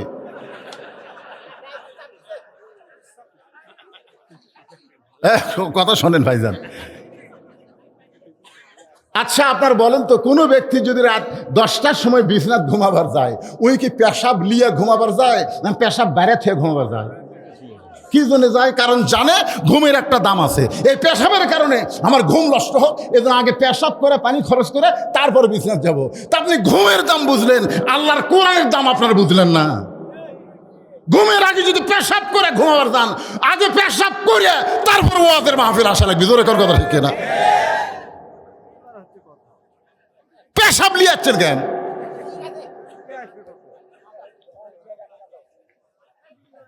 না বেশি লোক না, 2-4 জন উঠছে, এতে আমার খারাপ লাগতেছে। কারণ বর্তমান প্রেক্ষাপটে যেই কথা দরকার আমি সেটাই বলতেছি। দরকার ঠিক কিনা ভাইজান?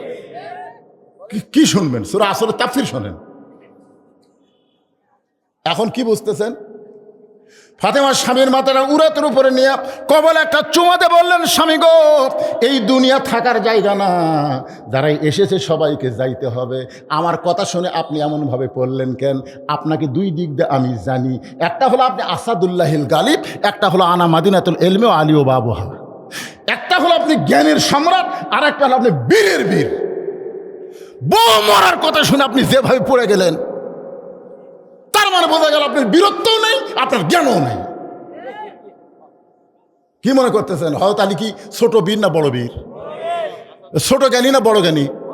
তাহলে বউ মরবি এ কথা শুনে পড়ে গেল। তার মানে আপনি কি জানেন না দুনিয়া থাকার জায়গা না, আসলে যাওয়া লাগবেই। 3 তলা বানাচ্ছেন, 4 তলা বানাচ্ছেন, মনে করতেছেন কি হইল রে? কি হচ্ছেন আপনি? মসজিদের খাটনি আপনার বাড়ির আঙ্গিনা চলে আসবে। চেয়ার পাওয়ার পরে আমাদের বাংলাদেশে কতগুলো বলছিল না, 41 সালে হামাক নামাইকে, 41 সালের আগে হামাক নামাইকে, আল্লাহকে 41 লাগবি না, 24 সালে তো গোষ্ঠী শুদ্ধ বাইর করে দেবো। জোরে কোন কথা ঠিক কিনা? কি অহংকারী কথা! উঠবার পারেন, টেজত উঠবার পারে না, 2 জন টেনে তোলে আর 2 জন পাশার তেলা মারে। তারপরে টেজত কোনো মতে আসে মাইক পায়া কয় খেলা হবে, খেলা হবে। কেরে পাগলা, খেলবার গেলে মাজার বল থাকা লাগবে। তোর এখন কথা ঠিক না? তোর মাজা ভাঙ্গা, তুই খেলবার চাস কেন? এটা ওয়াতাওয়া সাউবিল হকের কিছু কথা বললাম, মানে হকের উপর যাচ্ছে। এখন সবচাইতে বড় হক জাত সাকারাতুল মাউতু হকুন। আমাদের সকলের জীবনে মৃত্যু আছে না নাই? কখন না আপনাকে মনে হচ্ছে কখন হবে? ভাব দেখে বোঝা যাচ্ছে 2-4 বছরের মধ্যে হচ্ছে না। একটা গান কই কব, এটা গান না, এটা একটা গজল। কিন্তু যেদিন ডাক পড়িবে কবর মাঝে যাইতে, জোগাড় কিছু করছো বন্ধু তার মাঝে বিছাইতে। এই গানটা যখন শুনি আমার চোখ দিয়ে দর দর করে পানি আসে। কিন্তু যেদিন মানে কোন দিন সেইটা বলে নাই, যে কোনো সময় আমাদের ডাক পড়বে। কিন্তু যেদিন ডাক পড়িবে কবর মাঝে শুইতে, জোগাড় কিছু করছো বন্ধু তার মাঝে বিছাইতে। ডানে কবর বামে কবর, খেয়াল করে দেখেন, ডানে কবর বামে কবর, নিচে কবর আছে যে, ওপর দিকে ছায়া দেখো বাঁশের ছাউনি দিছে কে। এমন আজাব দিবে রে ভাই কবরের ওই মাটিতে, গলা ফেটে রক্ত ঝরবে চিৎকারের ওই চোটেতে। ও স্বামী, আপনি এমন করে পড়ে গেলেন, আপনি একজন বীরের বীর, একজন জ্ঞানের সম্রাট হইয়া আপনি কি জানেন না এই দুনিয়া থাকার জায়গা না, আসলে যাইতে হবে। ওগো স্বামী, আমি ফাতেমা যখন মরে যাব, আমার 3টা চাওয়া আপনাকে পুরা করা লাগবে। আলী কান্দার বলে, ফাতেমা, দুনিয়ার জীবনে গরিব ছিলাম বলে তুমি কিছুই চাইলা না। আপনারা বলেন তো, হযরত আলী ধনী ছিল না গরিব ছিল? গরিব ছিলাম বলে তুমি কোনোদিন কিছুই চাইলা না। আজকে মৃত্যুর সময় তুমি কি চাইবা ফাতেমা? ফাতেমা বলে, স্বামী গো, আমার 1 নম্বর চাওয়া হলো রাতের অন্ধকারেই আমাকে দাফন করা লাগবে। রাতের অন্ধকারে মৃত্যুবরণ করব, আর দিনের আলোতে আমাকে দাফন করবেন, আমার পর্দার খেলাফ হয়ে যাবে। রাতের অন্ধকারে আমাকে দাফন করবেন। ওগো স্বামী, আমার 2 নম্বর চাওয়া হলো আমার কোনো জানাজার ব্যবস্থা করবেন না, আমার কোনো জানাজার ব্যবস্থা করবেন না। আমার 3 নম্বর চাওয়া হলো আমার লাশটা কিন্তু খাটনিতে তুলবেন না, কারণ 4 জন পুরুষ মানুষ ফাতেমার খাটনি কান্দে নেবে, এমন 4টা পুরুষকে আমি ফাতেমা খুঁজে পাইলাম না। আজকে যদি আমার বাবা দুনিয়াতে থাকতো, মরা মেয়ের লাশের খাটনি বাবা কান্দে নিবার পারতো। আমার হাসান হোসেন যদি বড় হইতো, মায়ের লাশের খাটনি কান্দে নিবার পারতো।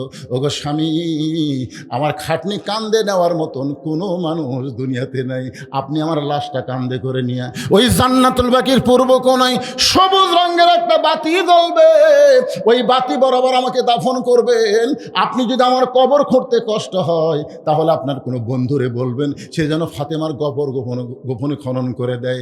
আবু যর গিফারি কবর খনন করতেছে, এক সময় আবু যর গিফারি আবেগে বলতেছে, ও কবর, তুই কি জানিস রে, তোর মধ্যে গভীর রাত্রে এমন একজন মহিষী নারীকে রাখা হবে, আল্লাহ নবী তাকে মা বলে সম্মান দিয়েছে। এ কবর, খবরদার বেয়াদবি করবি না। তুই কি জানিস রে কবর, এমন একজন বিবিকে রাখা হবে যার স্বামী আসাদুল্লাহ গালিব হযরত আলী, খবরদার কবর বেয়াদবি করিস না। এই কথা বলে আবু যর গিফারি কোদাল মারার পরে বলে, কবর রে সাইদুস শাবাবি আহলিল জান্নাহ, জান্নাতি যুবকদের সর্দার হাসান হোসেনের মাকে কবরে রাখা হবে, খবরদার কবর বেয়াদবি করিস না। এই কথা বলে যখন আবার কোদাল মারতে চায়, হঠাৎ কবরের মধ্য থেকে শব্দ আসতেছে। এটা কিন্তু ফাতেমাকে লক্ষ্য করে বলে নাই, আবু যরকে লক্ষ্য করে বলে নাই, দুনিয়ার সমস্ত মানুষ যারা আমরা কবরে যাব সবাইকে লক্ষ্য করে বলা হচ্ছে, এই কবর কার মেয়ে, কার বিবি, কার মা, এটা দেখবে না। আমল যদি ভালো হয় কবর জান্নাতের গর্ত হয়ে যাবে, আর আমল যদি খারাপ হয় কবর জাহান্নামের গর্ত হয়ে যাবে। আমল যদি ভালো হয় কবর জান্নাতের বাগান হয়ে যাবে, আমল যদি খারাপ হয় কবর জাহান্নামের গর্ত হবে। এই শব্দ শোনার পর আবু যর গিফারি আর কোদাল মারতে পারে নাই, কোদাল ফাইলা দিয়ে পাগল হয়ে যখন পালায়ে গেছে, এমন সময় হযরত আলী দুই সন্তানের মাঝখান থেকে লাশটা নিয়ে ফাতেমারে কান্দে করে জান্নাতুল বাকির পূর্ব কোনায় সবুজ রঙের বাতির কাছে গিয়ে দেখে আবু যর কোদাল ফাইলা দিয়ে চলে গেছে। হযরত আলী ফাতেমাকে দাফন করলো। একা একা দাফন করার পরে আল্লাহর কাছে বলতেছে, আল্লাহ, এই মুহূর্তে যদি আমি বাড়িতে যাই, আমার হাসান হোসেন ঘুম থেকে চেতন পাওয়ার পরে যদি জিজ্ঞাসা করে, বাবা, যে মা আদর করে আমাদেরকে ঘুমাই দিল, মাঝখানে সেই মা এখন কোথায় গেল? আমি যদি বলি তোমাদের মা খবরে গেছে, তোমাদের মা মারা গেছে, তখন দুইটা সন্তান আমাকে বলবে, বাবা, আমাদের মাকে কোথায় কবর দিলেন? এই কবর কি আমরা দুই সন্তান দেখতে পাবো না? আমি যদি হাসান হোসেনকে ফাতেমার কবর দেখাই আর ওরা কাঁদতে কাঁদতে যদি সকাল হয়ে যায়, তাহলে মদিনার সব মানুষ জানবে হাসান হোসেন কাঁদতেছে, ওইটাই হলো ফাতেমার কবর। আমার ফাতেমাকে গোপনে তাহলে কবর দিয়ে লাভটা কি হলো? এই কান্দের পরে হযরত আলী তাকায় দেখে সামনে কয়েকটা পুরাতন কবর দেখা যায়, এইমাত্র ফাতেমাকে কবর দিয়েছে, সেই নতুন কবর আর দেখতে পায় না। আলী কান্দের বলে, ফাতেমার কবর কোথায়? ফাতেমার কবর কে যেন ডাকতে বলে, আলী রে, আমি আল্লাহ জোহরা ডিগ্রি দিয়া ফাতেমার কবরটাকে কিয়ামত পর্যন্ত পর্দা করে দিয়েছি। ওগো স্বামী, তাহলে আপনি বলেন, যে মেয়ের আমার সঙ্গে দেখা করবে ওদের মধ্যে একটা যদি বেপর্দা নারী থাকে, তাহলে ফাতেমার পর্দার খেলাফ হয়ে যাবে। এখান থেকে প্রমাণ হলো পর্দানিশী নারীরা বেপর্দা নারী থেকেও পর্দা করবে। পুরুষের জন্য 1 নম্বর হলো নামাজ, আর নারীদের জন্য 1 নম্বর হলো পর্দা। ওয়া আমিলুস সলিহা, আমি নেক আমলের ওয়াজ শেষ করলাম। এবার 3 নম্বর বিষয় হলো ওয়াতাওয়াসাউ বিল হক। হক কথা বলা লাগবে। আচ্ছা, হক কথা যদি বক্তা বলে আপনার কি বিশ্বাস করবেন? ওমা তুনফিকু মিন শাইইন ফি সাবিলিল্লাহি আফাইলাইকুম ওয়া আনতুম লা তুজলামুন। কোরআনের আয়াত, সত্য না মিথ্যা? বিশ্বাস করবেন? এই আয়াতের বাংলা অর্থ করলে আপনার বিশ্বাস করবেন? খালি বিশ্বাস করবেন, কিন্তু আমল না। কম করলে হবে না বাজান, কে করলো রে? না, বিশ্বাস যদি করেন তাহলে আমি এ ওয়াতাওয়াসাউল হক শুরু করব, আর যদি না করেন আমার টাইম শেষ। কারণ 12টার পরে, এখন 12টা বাজতেছে, 12টার পরে তারিখ পরিবর্তন হয়ে যায়। জোরে কারণ ঠিক কিনা? আমি যেই তারিখে দাওয়াত দিয়েছি ওই তারিখ আর থাকবি না। আপনারা এখন ধরবার পারবেন না। আমি যদি বলি, ভাই কয় তারিখে দাওয়াত দিছে, তখন বলবে হুজুর 10 তারিখে। এখন কয় তারিখ? তখন কই এখন তো 11। তাহলে আরবি বাদ দিয়ে আমি ইংরেজিটার দাওয়াত দিছি তোমাকে, আরবিটার দাওয়াত দেয় না। আরবির দাওয়াত খালি কম বেশি হয়, আরবির মাস প্রত্যেক মাস ঠিক মতো হয় না, ঠিক কেন? এখন এই জন্য বাংলা ইংরেজি আমি অবশ্যই শোনাবো, কিন্তু আপনাকেও এই যে পিছন দিক থেকে লটফট শুরু হয়ে গেছে। এই আয়াতের অর্থটা শোনেন। কোরআনের আয়াত মানে সত্য, এর মধ্যে কোনো সন্দেহ। আল্লাহ বলতেছেন, ওমা তুনফিকু মিন শাইইন ফি সাবিলিল্লাহি ওয়াফাইলাইকুম ওয়া আনতুম লা তুজলামুন। আল্লাহ রাস্তায় কেউ যদি দেয়, আল্লাহ বলেছেন আমি তাকে ফিরিয়ে দিই। সে যদি 10 দেয়, আমি আল্লাহ তাকে 100 দিই। আচ্ছা, আপনারা এটা বিশ্বাস করলেন? তাহলে আল্লাহ নবীর এই মহিলা মাদ্রাসায় আমার মা বোনদের এই মাদ্রাসায় আপনাকেও কিছু দেওয়া লাগবে ভাইজান। এমন কোন আল্লাহর বান্দা আছে যে এই মাদ্রাসায় একটা কোরআন শরীফ বাবদ 500 টাকা দেবেন? একটা কোরআন শরীফ মাত্র 500 টাকা দিলেই কোরআন শরীফ দান করার সওয়াব আল্লাহ আপনাদের আমল নামায় দিয়ে দিবে।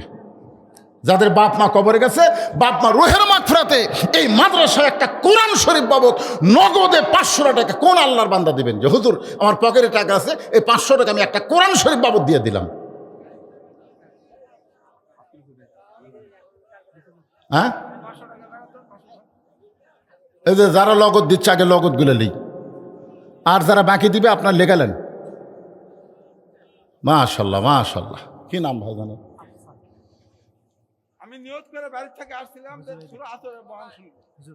এই পিছন থেকে যারা উঠতেছে, আল্লাহ আল্লাহ মরার 2 বছর আগে প্যারালাইসিস দিও তো আল্লাহ, ওটা বসার যে কি জ্বালা তখন বুঝবি।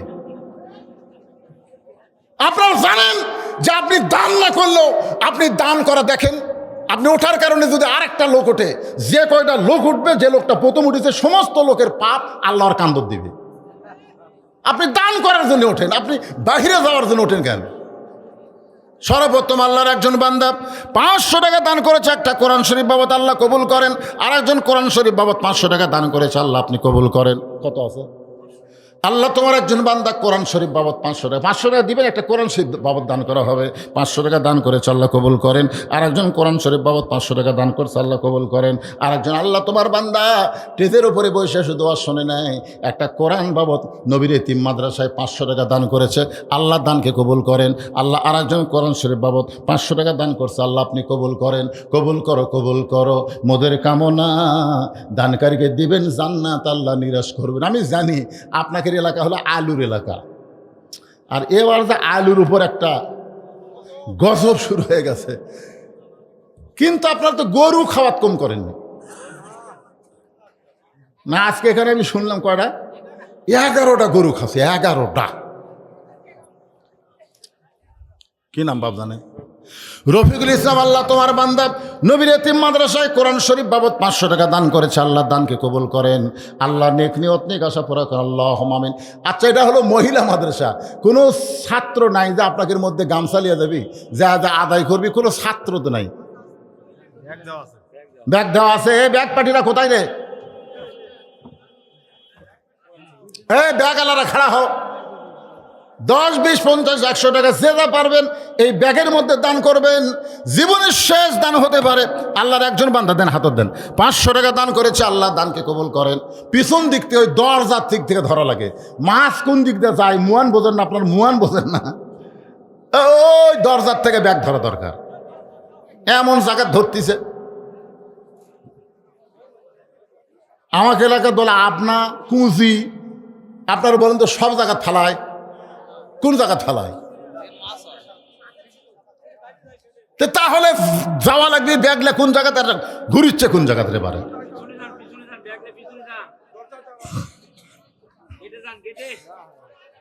দেন, সবাই দেন, দিনে যা পারবেন আল্লাহর রাস্তায় জীবনের শেষ দান মনে করে দিবেন। যাদের বাপ মা কবরে গেছে, এই দানের ওসিলায় আল্লাহ বাপ মার কবরকে জান্নাতের টুকরা বানায় দেন। জোরে কান আমিন। দাদা দাদি নানা যাদের কবরে গেছে, আল্লাহ সকলের কবরকে জান্নাতের টুকরা বানায় দেন। আপনাদের মধ্যে এই নবীর এতিম মাদ্রাসায় একটা বস্তা চাউল দেবেন, যে হুজুর এই মহিলা মাদ্রাসায় আমি একটা বস্তা চাউল দিব। এক বস্তা চাউল 25 কেজির আছে, 50 কেজির আছে, আপনি যে কোনো এক বস্তা 25 দেন আর 50 দেন। এমন কোন আল্লাহর বান্দা আছে যে মাদ্রাসা ওই দেয় কয় বস্তা? বাবা ওনার নাম লিখে নেন, একটু নাম বলা লাগবে। আতাউর রহমান 1 বস্তা চাউল। জোরে কান মারহাবা। এতগুলো মানুষের মধ্যে আর কোন আল্লাহর বান্দা আছেন যে হুজুর আমি নবীর এতিম মাদ্রাসা মহিলা মাদ্রাসায় একটা বস্তা চাউল দেব? একটু মেহেরবানি করে হাত দেখান। কত টাকা কত দিকে কত হালে চইলা যায়, আল্লাহ রাস্তায় দান করিলে দুনিয়া এবং আখেরাতে পাওয়া যায়। কোরআনের আয়াত বিশ্বাস করলেন না? ওমা তুনফিকু মিন শাইইন ফি সাবিলিল্লাহি ওয়াফা ইলাইকুম। আল্লাহ বলেছেন তোমরা আমাকে দাও, আমি তোমাকে দিয়ে দিব, কিন্তু তোমরা 1 দিলে আমি 10 দিব। এটা দুনিয়াতেই দিবে, আর আখেরাতে আল্লাহ জান্নাত দিবে। দুনিয়াতে 10 গুণ পাওয়ার আশায় আপনারা কি একটা বস্তা চাউল দিবার পারবেন না? হয় কিনা দিবেন, না হয় আপনারা আবার থেকে দিবেন। দিবেন এই নিয়ত করে হাত তোলেন, তোলেন। তোলেন বাবা, এখান থেকে রাবিয়া বসি তৈরি হচ্ছে রে, ফাতেমা তৈরি হচ্ছে, মায়েশা খাদিজা তৈরি হচ্ছে। মহিলা মাদ্রাসা মানে ভালো মা, ভালো মায়ের তৈরির কারখানা। এইটা জারি রাখা লাগবে, চালু রাখতে হবে। এজন্য সবাই নিয়ত করেন। ব্যাগের মধ্যে কি দিচ্ছে না? ব্যাগলে খালি খালি ঘুরতেছে হয়ে গেছে। তাহলে সব টেজত নিয়ে আসেন। মহিলাদের মধ্যে মহিলারা আদায় করতেছে, মহিলাদের মধ্যে মেয়েরা খুব বেশি দান করবে। আজকে পুরুষের চাইতে মেয়েদের ওয়াজ অনেক বেশি হয়েছে। মেয়েদের মধ্যে আমার মায়েরা আদায় করবে, আল্লাহর রাস্তায় দান করবেন। কেউ যদি অসুস্থ থাকে সুস্থতার নিয়তে দান করবেন। আস-সাদাকা তো তারুদ্দুল বালা, দান সদকা করলে আল্লাহ বালা মুসিবত দূর করে দেয়, এই নিয়তে দান করবেন। যারা পিছনে বসে আছেন তারা একটু সামনের দিকে আসেন, যারা গেছে চলে গেছে অসুবিধা নেই, আপনারা উঠে একটু সামনের দিকে আসেন। বাকি আলোচনা শুনে আমরা এখানে মোনাজাত করে বিদায় নেব। একটু জিকির করেন, লা ইলাহা ইল্লাল্লাহ, লা ইলাহা ইল্লাল্লাহ, লা ইলাহা ইল্লাল্লাহ। আসেন আসেন আসেন ভাই, যারা গেছে চলে যাক, অসুবিধা নেই। যারা গেছে চলে গেছে অসুবিধা নেই। আপনারা যারা আছেন তারা সামনের দিকে আসেন আর জিকির করেন, লা ইলাহা ইল্লাল্লাহ। মাশাআল্লাহ মাশাআল্লাহ। আল্লাহ তোমার নবীর এতিম মাদ্রাসায় কোরআন শরীফ বাবদ 500 টাকা দান করেছে, আল্লাহর দানকে কবুল করেন। আমি এখানে এসে শুনেছি এনারা আদায়ের ব্যাপারে হাল খাতা করছে। জোরে কারণ কি খাতা? হাল খাতা করছে। আমি জানি তো, কারণ যত বড় বড় দামি বাস বাংলাদেশে আছে, এই বাসের টিকিট কিন্তু বাসের মধ্যে হয় না, এগুলা কাউন্টারে হয়। জোরে কারণ ঠিক কিনা? এই মাদ্রাসা হলো দামি বাস, এখানে আদায় হয়েছে কাউন্টারে, মানে খাও দাও খাও দাও, এই আদায় হয়ে গেছে ইনশাল্লাহ। তবে তবে আলুর দাম খুব কম থাকার কারণে এবার একটু সমস্যা হচ্ছে। তা আপনারা বলেন তো, আলুর দাম এবছর কম, সামনের বছর কম হবে? এবার রাগ করে আর কেউ আলু লাগাবে না, দেখবেন সামনে বছর ওরে বাবা রে আগুন লেগে যাবে। গত বছর আলুতে আগুন ছিল, এবার কি হয়ে গেছে? এই জন্য আল্লাহ বলেছেন, ওয়ালানাবলুওয়ান্নাকুম বিশাইয়্যিম মিনাল খাউফি ওয়াল জুই ওয়া নাকসিম মিনাল আমওয়ালি ওয়াল আনফুসি ওয়াস সামারাতি ওয়া বাশশিরিস সাবিরিন। যা আদায় হয়েছে আলহামদুলিল্লাহ, এখন আবার বাকি ওয়াজ শোনেন। ওয়াতাওয়াসাউ বিল হক, এই শোনেন, মনোযোগ দিয়ে শোনেন। হক কথা বলা লাগবে, হক পথে চলা লাগবে। রাজি আছেন? হক কথা বলতে হবে, হক পথে চলতে হবে।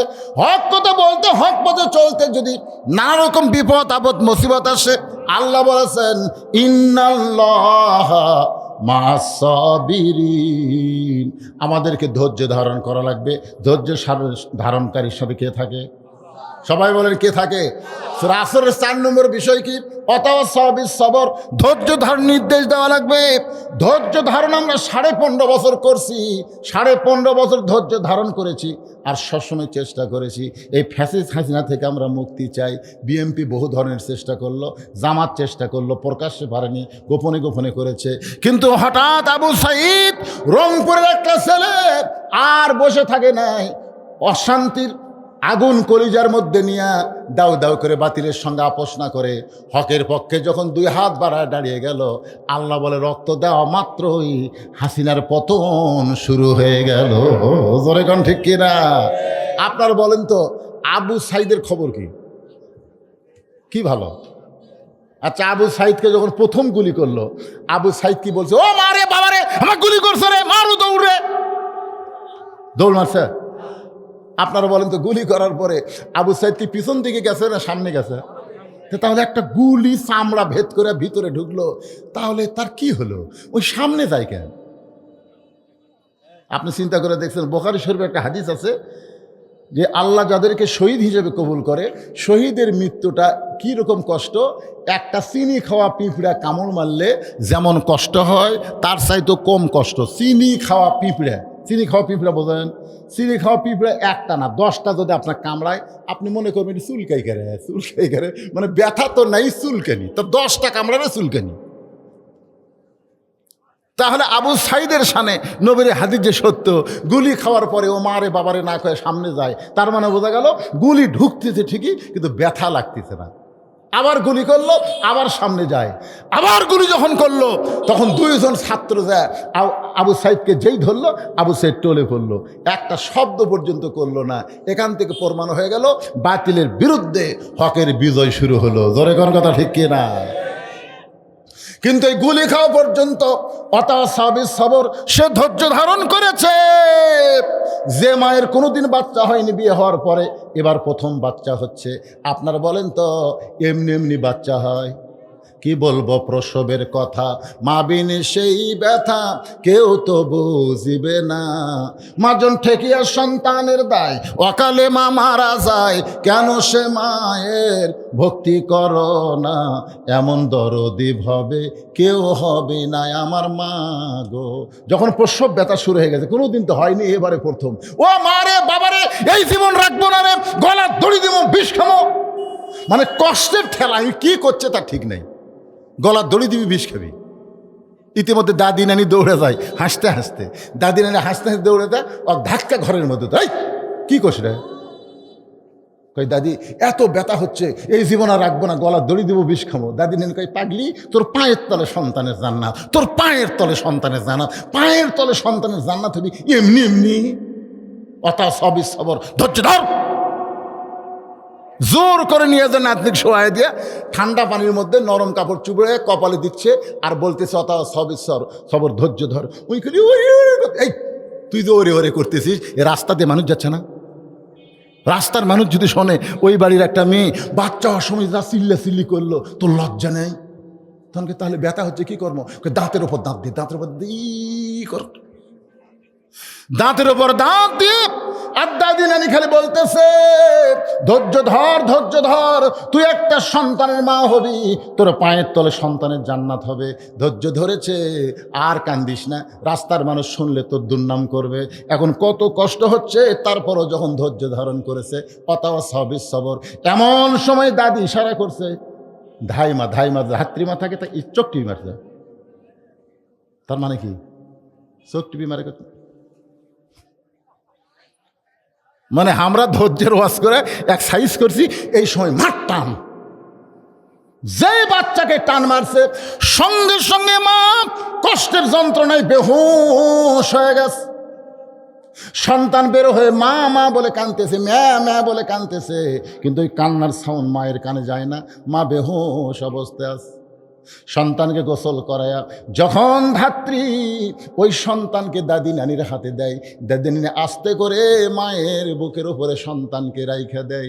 যেই মাত্র সন্তান মায়ের বুকের উপরে, মায়ের কলিজার উপরে যখন সন্তানের দেহের পরশ পাইয়া মা হুঁশ ফিরে পাইছে, মা হুঁশ ফিরে পাইয়া সন্তানকে এক নজর দেখে ওই সন্তানকে মুখের কাছে নিয়ে এসে জিব্বা বের করে যখন চুমা খায়, দাদি নানি তিরস্কার করে বলে, এরই জন্যই তুই গলার দড়ি দিবার চাইলি, এর জন্য বিষ খাবার চাইলি, একে লাত্তি মারে ফেলে দে, আরে চুমা খাস না। মা তখন বলে, দাদি গো, প্রসব কষ্ট সহ্য করার পরে এমন একটা নিয়ামত পাইছি, এই নিয়ামত রে চুমু দেওয়ার সঙ্গে সঙ্গে কষ্ট ভুলে গেছি। আজকে আমাদের বাংলাদেশে আল্লাহর কোরআনকে সংসদ পর্যন্ত নেওয়ার জন্যে, আল্লাহর কোরআনের আন্দোলন করার জন্যে এই বাংলাদেশে অনেক মুসলমান প্রসব ব্যথার মতন কষ্ট সহ্য করছে। জোরে কোন কথা ঠিক কি না? এত কষ্ট সহ্য করার পরে যদি আল্লাহর কোরআনকে আমরা আগামীতে সংসদে দেখতে পাই, এই কোরআন মোতাবেক বাংলার মুসলমান চলবে। আর যারা কষ্ট করেছে তারা সব কষ্ট প্রসব ব্যথার মতন ভুলে যাবে। এই জন্যে গোটা বাংলাদেশ ওয়াজ করে আল্লাহ পাক আমাকে আপনাদেরকে সবাইকে দেখাচ্ছে, সব দেখা হলো শেষ। আগামীতে আমরা দেখব, শুধু কোরআনের ওয়াজ শুনবো না, এই কোরআনের বাংলা দেশ আল্লাহ যেন কবুল করে। আমি শহীদ প্রেসিডেন্ট জিয়াউর রহমান তা দেখেছি ছোটোবেলায়। আপনারা যারা দেখছেন আপনারা বলেন তো, শহীদ প্রেসিডেন্ট জিয়াউর রহমান তিনি কেমন মানুষ ছিলেন? খালি ভালো। শহীদ প্রেসিডেন্ট জিয়াউর রহমান যে কেমন ছিলেন, মোস্তাফিয়া মাদ্রাসার যিনি প্রিন্সিপাল ছিলেন আল্লামা নজিবুল্লাহ রহমতুল্লাহ আলাই, ওনাকে একবার জিজ্ঞাসা করা হয়েছিল, হুজুর শহীদ প্রেসিডেন্ট জিয়াউর রহমান সম্পর্কে আপনার মন্তব্য কি? উনি বললেন, শহীদ প্রেসিডেন্ট জিয়াউর রহমান হলেন হযরত উমর ফারুকের সিমটম। ধরে কেন সুবহানাল্লাহ। 4 বছর তিনি বাংলাদেশের বাংলাদেশে আল্লাহ তাকে ক্ষমতায় রাখছিলেন কয় বছর? এই 4 বছর তিনি দেশকে কোথায় নিয়ে গেছিলেন আপনারা জানেন? যারা জানেন তারা বলবেন কোথায় নিয়ে গেছিলেন। তিনি যখন দুনিয়া থেকে বিদায় নিলেন তখন তার ভাঙ্গা সুটকেসের মধ্যে জায়নামাজ আল্লাহর কোরআন পাওয়া গেল। ধর্ম নিরপেক্ষকে বাদ দিয়ে তিনি বিসমিল্লাহির রহমান রহিম শুরু করলেন। জোরে কোন কথা ঠিক কিনা? ইসলামের মূল মন্ত্র নিয়ে তিনি বাংলাদেশকে শাসন করলেন। আপনারা বলেন তো, শহীদ প্রেসিডেন্ট জিয়াউর রহমান কোনোদিন বলেছেন রাজাকার এই মুহূর্তে বাংলা ছাড়? এ কথা কোনোদিন বলছেন? কথা কন না কেন ভাই? বলছেন? আচ্ছা, খালেদা জিয়া কোনোদিন বলছে রাজাকার এই মুহূর্তে বাংলা ছাড়? এটা কোনোদিন বলছে?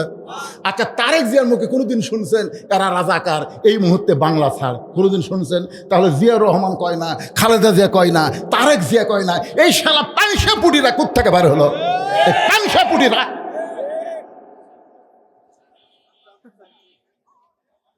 না, জিয়াউর রহমান উনি প্রধানমন্ত্রী বানাচ্ছিল একজন চিহ্নিত রাজাকার শাহজিজকে।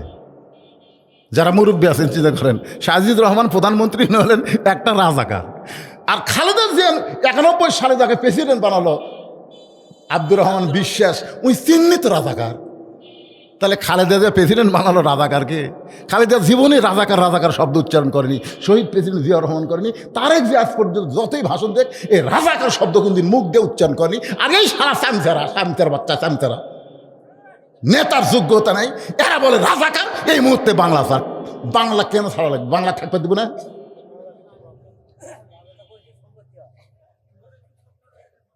কিসের ফখরুল? ওলা কোয়ার টাইম আছে আমার। এটা শেষে বললাম অতাও সাবিল হক, হক কথাটা বলা লাগবে এই জন্য বলে দিলাম। আমার কথা কি বুঝলেন? আমরা শহীদ প্রেসিডেন্ট জিয়াউর রহমানকে কলিজার থেকে বেশি ভালোবাসি, খালেদা জিয়াকে ভালোবাসি, তারেক জিয়াকে ভালোবাসি। জোরে কোন কথা ঠিক না? আর তোমরা সব সুচাপুটি হয়েছ, কি বললে কি বলো, কত ভাষা ঠিক নাই, বক্তব্যের ঠিক নাই, লেখাপড়া নাই, সব মূর্খ নেতা। জিয়াউর রহমানকে আদর্শ বুকে নিয়ে রাজনীতি করো, আল্লাহর কোরআনের শাসন চালু হবে। জোরে কোন কথা ঠিক কিনা? যারা ভাঙ্গা সুটকেসের মধ্যে কোরআন পাওয়া গেছে, জায়নামাজ পাওয়া গেছে, একটা ওয়াক্ত নামাজ এই জীবনে কাজা করেনি। আপনি সাতমাথা থেকে মহাস্থানে হেঁটে যাচ্ছেন, জিয়াউর রহমান ডিসিএসপি যারা হাঁটতে হাঁটতে সব পাতলা পায়খানা শুরু হচ্ছে, আর উনি খেলে মাছ মাছ করে যাচ্ছে। গোকুল যখন আইসে আসরের আজান দিল, উনি তখন কী করছেন? আজান শোনার সাথে সাথে মসজিদে এসে জুতা খুলে মসজিদে গিয়ে তিনি সুন্নতের নিয়ত করলেন। সবাই চিন্তা করলো, কে রে অজু? তার মানে বোঝা গেল উনি সর্ব অবস্থায় অজু অবস্থায় ছিলেন। জোরে কোন সুবহানাল্লাহ। এমন একটা মানুষের নামে দল করো আর তোমাকে দলের কোনো নীতি নাই। জামাত বিএনপি একসঙ্গে অন্যায়ের বিরুদ্ধে দীর্ঘদিন চেষ্টা করেছে। জোরে কোন কথা ঠিক না? আমি জামাতকে বলবো বিএনপি জামাতকে যে সুযোগ দিছে, জিয়াউর রহমানই তো বাংলাদেশে জামাত ইসলামকে রাজনীতি করার সুযোগ দিছে। জোরে কোন কথা ঠিক না? খালেদা জিয়াই তো জামাত ইসলামকে তাদের 2 মন্ত্রী বানাচ্ছে। এখন তোমরা ভিন্ন হয়ে যা ইচ্ছা তাই বলতে পারো না। বিএনপিকেও বলবো তোমরা ভিন্ন হয়ে যা ইচ্ছা তাই বলো না। মিলেমিশে আমরা রাষ্ট্র চালাবো, হাসিনা যেন আর ফিরে আসবার না পারে। জোরে কোন কথা ঠিক না? এই 13ই নভেম্বর হাসিনা স্বপ্ন দেখতেছ, আজকে হচ্ছে 10 তারিখ, 13 তারিখে কি যেন একটা করবি, তাহলে ঢুকে দেখ, চাপা ভেঙ্গে দিবি। জোরে কোন কথা ঠিক না?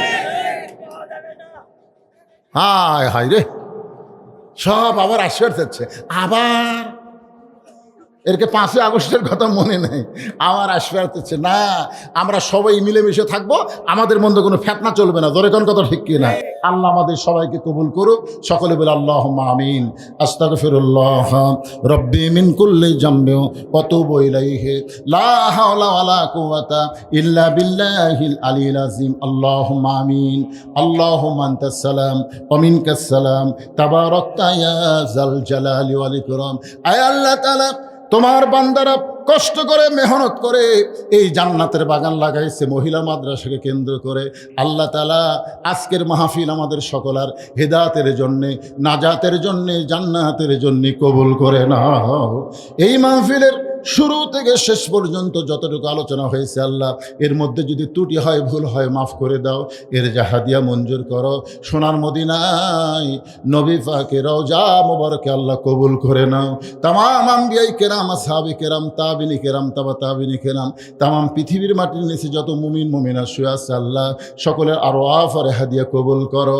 আল্লাহ, আমরা যারা হাত তুলেছি, আমাদের জনম দুঃখনী মা যাদের কবরে চলে গেছে, দরদের বাবা যাদের কবরে কবরের ঘরে আল্লাহ মেহেরবানি করে মা বাবার কবরকে জান্নাতের টুকরা বানিয়ে দাও।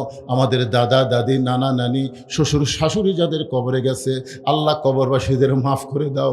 আল্লাহ যে মানুষটা আমার বাড়িতে গিয়া আজকের মাহফিলের দাওয়াত দিয়েছিল, দাওয়াত দেওয়ার কিছুদিন পরে লোকটা অ্যাক্সিডেন্ট করে এই দুনিয়া থেকে বিদায় হয়ে গেছে, আমার আব্দুল হাই বাচ্চু চাচার কবরকে আল্লাহ তুমি জান্নাতের টুকরা কবুল করে নাও। আল্লাহ আজকের মাহফিল করতে আসার পর থেকে আমার চোখের কোণায় পানি জমেছিল। যে মানুষটা বড় আশা করে আমাকে দাওয়াত দিল আজকে সেই মানুষটার দুনিয়াতে নাই। ও মাবুদ মেহেরবানি করে তার জন্য প্রাণ খুলে দোয়া করি, লোকটা অত্যন্ত ভালো ছিল। আল্লাহ তার কবরকে জান্নাতের টুকরা কবুল করে নাও। আল্লাহ আজকের মাহফিলের সম্মানিত সভাপতিকে আল্লাহ তুমি কবুল করো। আল্লাহ সহ সভাপতিকে আল্লাহ তুমি কবুল করো। প্রধান অতিথিকে আল্লাহ তুমি কবুল করো। বিশেষ অতিথিদের আল্লাহ তুমি কবুল করো। আলেম ওলামাদের কবুল করো। হাদিস সাহেবদের কবুল করো। মুরব্বীদের কবুল করো। যুবকদেরকে আল্লাহ তুমি কবুল করো। কচি কাঁচা বাচ্চাদেরকে আল্লাহ তুমি কবুল করো। পর্দার অন্তরালে আমার মা বোনেরা বসে বসে ওয়াজ শুনেছে, আবিদা সালিহা কবুল করে মা ফাতেমার চরিত্র দান করো। আল্লাহ আমি বড় অসুস্থ, আমার মতো অসুস্থ অবস্থায় যারা হাত তুলেছে সবাইকে সুস্থতার নিয়ামত আল্লাহ দান করে দাও। আল্লাহ এই গ্রামের উপরে রহমত বরকতের দরজা খুলে দাও। এই মাদ্রাসাকে কিয়ামত পর্যন্ত আল্লাহ তুমি কবুল করে নাও। এই মাদ্রাসা থেকে যারা কোরআনের হাফেজা বের হচ্ছে তাদেরকে আবিদা সালেহা মা ফাতেমার চরিত্র দান করে দাও। আল্লাহ এই মাদ্রাসাকে মহব্বত করে আজকে নগদে বাকিতে যারা দান করে গেল আল্লাহ সব দানগুলোকে জান্নাতের বিনিময় হিসেবে কবুল করো। প্রত্যেক বছর এমন করে একটা কোরআনের বাগান যেন এরা লাগাতে পারে এমন ইমানি শক্তি এদেরকে দান করে দাও। আল্লাহ যুবকদেরকে ফজর থেকে 5 ওয়াক্ত নামাজ আদায় করার তৌফিক দাও। আয় আল্লাহ তাআলা আমার গোটা বাংলাদেশে শুধু কোরআনের ওয়াজ শুনবো না, আল্লাহর কোরআন অনুযায়ী আমরা চলতে পারবো এমন দৃশ্য আমাদের সবাইকে দেখার তৌফিক দিয়ে দাও। বিশ্বের মুসলমানকে আল্লাহ তুমি হেফাজত করো। ফিলিস্তিন গাজার মুসলমানকে আল্লাহ তুমি রক্ষা করো। পৃথিবীর যত জায়গায় মুসলমান বিপদে আছে সমস্ত মুসলমানকে আল্লাহ তুমি খাস করে হেফাজত করো। সুবহানা রাব্বিকা রাব্বিল ইজ্জাতি আম্মা ইয়াসিফুন ওয়া সালামুন আলাল মুরসালিন আলহামদুলিল্লাহি রাব্বিল আলামিন। ওয়াজাল আখিরাতি কালিমাতুন ইনদাল মাউতি। সকলে পড়েন লা ইলাহা ইল্লাল্লাহু মুহাম্মাদুর রাসূলুল্লাহ।